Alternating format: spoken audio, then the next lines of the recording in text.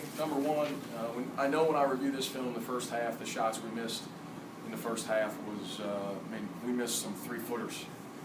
I thought we executed our plan against the zone really well in the first half. We had 18 shots around the rim area. We took 10 threes. We're 5 for 10 from the three. And we're 2 for 18 on those 3-foot, 4-foot shots. And when you guard them as well as we did, and the way we played offense in the first half, we have to go in at halftime with an 8 to a 12-point lead. We did not. And that's, in the second half, our offense was poor, all because of Georgia State's defense. They were really good in the second half defensively. So the first half, our offense was poor because we didn't finish plays. I thought the game plan we came in with was effective. They went in and made some adjustments. They did a good job. We had a spurt where we weren't good. And then we allowed that again to affect our defense. I tell our guys all the time, you can't hold a team to 9 for 23, all really hard shots for the most part in the first half, and give up 68% shooting in the second. So, my only regret was not going to some of our dribble drive against the zone earlier in the second half, because I thought we could get by them, and that was effective. That's when we started scoring and got the crowd back into the game. But other than that, I told our guys in transition opportunities on the break, we look like we did not look good. We've got to make better decisions in the transition game. I thought their physicality, their size, their strength really bothered us. They bumped us on some layups, and I don't mean that in a fouling way. You're going to get bumped in Division I, and I thought it bothered us on some finishes. So we had to go small. This is, again, not a knock on Michael. He wasn't going great. And so we went smaller.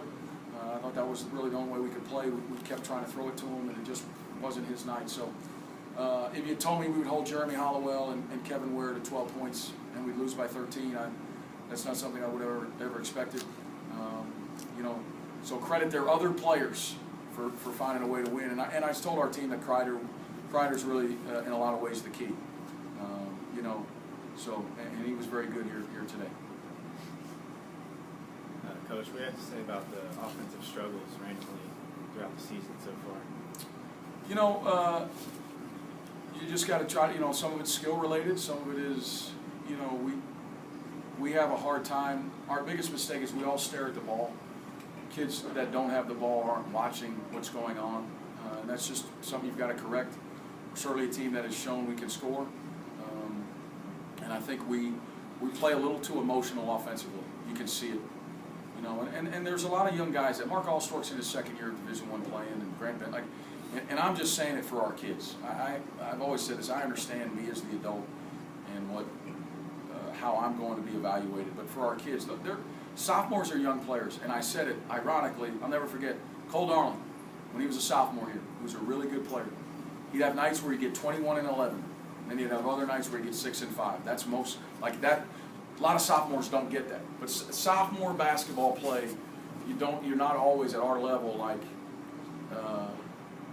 going to have it on. And then as a junior, look at his numbers as a junior. Look at Cole Darling's numbers as a junior when he was an all-conference player. So some of that is some youth. I thought JT missed some shots in the first half because he hadn't done anything in 2 weeks.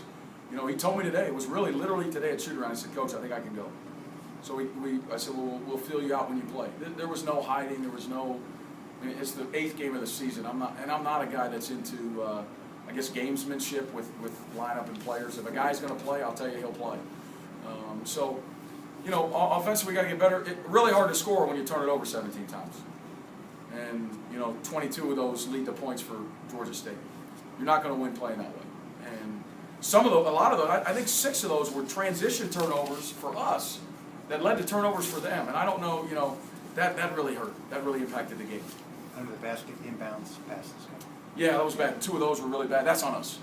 Those 2 that's on coaching. There's no getting away. That's on us. That's on coaching, without question. And we'll improve that. We'll improve that. That's on me. Billy, you feel like you said 3 and 4 footers. I think at one point you were 11 for 40. Those are shots you just got to make, isn't it? Yeah, I don't know. I don't. When you go against any defense, you want to throw the ball to the paint. I think the one thing we didn't do is we threw it to the paint and we never got fouled. So again, there wasn't the physicality, their size, they're big.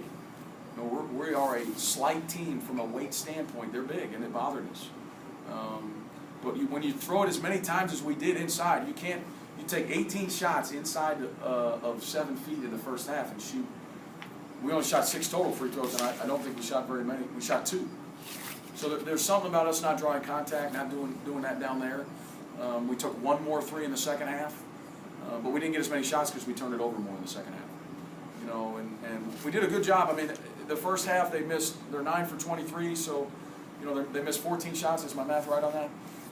And they got 1 offensive rebound. So when you get 13 out of the 14 your defensive rebounds, like we did our job on the glass too. That's one of the fears that we had when we played them, and we did our job on the glass. But it's a possession game, and when you turn it over 17 times, very, very hard to win.